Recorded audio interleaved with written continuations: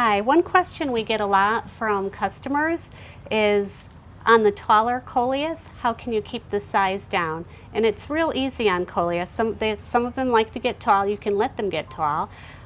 If you'd prefer it to be a bushier plant and a shorter plant, what you can do is pinch the plant back. So I'm going to show you how to pinch the plant.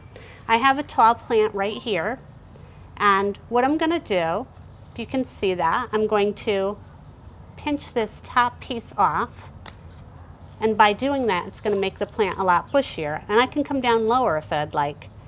The next thing I'm going to do, if you can see here, there's small leaves and there's these big leaves. It's important to take these big leaves off, and it may look funny right now when you look at the plant, but in about a week or so it's just going to bush right out. There's also a couple more big leaves here. I'm also going to take that next level off also. It's as simple as that.